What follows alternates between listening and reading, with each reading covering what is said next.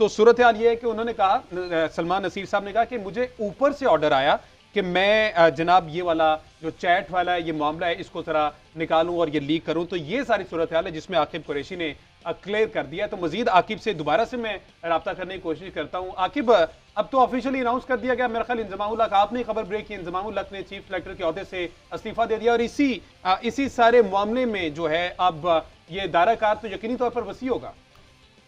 जी बिल्कुल हमजा, जितना भी हम पहले बात कर रहे थे कि ये जो है स्कैंडल ही कह सकते हैं आप इसको, क्योंकि इंक्वायरी बैठी है,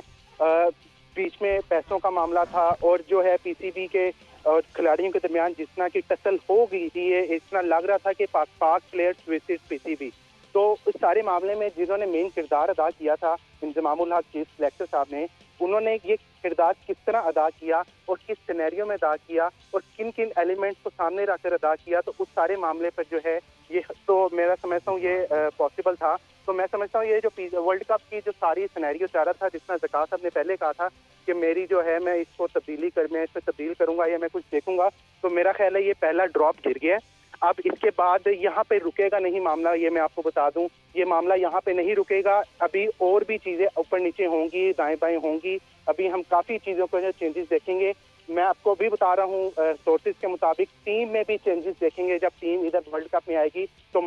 अगर तो ये अब देखना ये होगा कि इंजमाम उल हक का जो सिलेक्शन कमेटी का सारा सिलेक्शन का मामला है सारा, अगर तो ये ऑल बेस करता है इस स्कैंडल पे जो कि सेंटर कॉन्ट्रैक्ट वाला मामला है, तो फिर मुझे ये लगता है कि मोहम्मद रिजवान जो है उनके खिलाफ भी कुछ ना कुछ इंक्वायरी बैठ सकती है, चाहे वो सारा कुछ लीगल हो, चाहे सब कुछ लीगल हो, बेशक जो भी हो, उनके खिलाफ भी किसी किस्म का नोटिस दिया जा सकता है। तो चीफ सिलेक्टर साहब जो है अब वो अपनी सीट से हाथ धो बैठे हैं। इनके साथ ये भी बता दूं मैं आपको कि हमने वर्ल्ड कप से पहले जब एक बात की थी, सारा सिनेरियो चल रहा था, ये सागा चल रहा था सिलेक्शन कमेटी का, जिसमें टेक्निकल कमेटी भी शामिल थी, तो उसमें हमें काफ़ी इख्तलाफात नजर आए थे। स्पेशली टेक्निकल कमेटी जो कि मोहम्मद हफीज़ और मिसबाह उल हक की थी, उसमें से मोहम्मद हफीज़ ने इस्तीफा दे दिया। मोहम्मद हफीज़ और मिसबाह उल हक चाहते थे कि शादाब खान को ड्रॉप किया जाए, जबकि बाबर आजम ने कहा कि मुझे शादाब हर सूरत में चाहिए। अब चूंकि शादाब खान वैसा परफॉर्म नहीं कर सके जिसकी बेस पर जो है वो शादाब खान को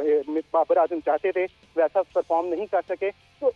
सही। तो अब सारा जो है मलबा ऑब्वियसली जो है टीम पर जाएगा। और पीसीबी के पास मैं समझता हूँ आपको एक वैलिड पॉइंट है कि वो अपनी बाहर बात में जितना उन्होंने मनवाई भी है सेंटर कॉन्ट्रैक्ट में, क्योंकि मैं आपको सोर्स बता दूं, टीम में एक इस तरह का माइंडसेट भी चल रहा था कि हम सेमीफाइनल में, क्योंकि पाकिस्तान जब बाबर आजम ने वर्ल्ड कप से पहले यहाँ पर प्रेस कॉन्फ्रेंस की थी, तो उनसे सवाल हुआ कि बाबर आप अपने आप को टॉप फोर में देखते हैं, तो उन्होंने कहा भाई हम टॉप फोर में नहीं, हम तो नंबर 1 पे देखते हैं। ठीक है, चलें, ये इस पर तो आकिब मजीद भी बात होती रहेगी, लेकिन अभी जो इंपॉर्टेंट चीज़ वो यही है कि इंजमाम उल हक साहब ने इस्तीफा दे दिया और इसी सिनेरियो में इस्तीफा दिया गया जो तलब किया गया। बट साहब अब क्या कहेंगे, डिनायल अभी ऑफिशियली सामने नहीं आया लेकिन इस्तीफा भिजवा दिया गया है।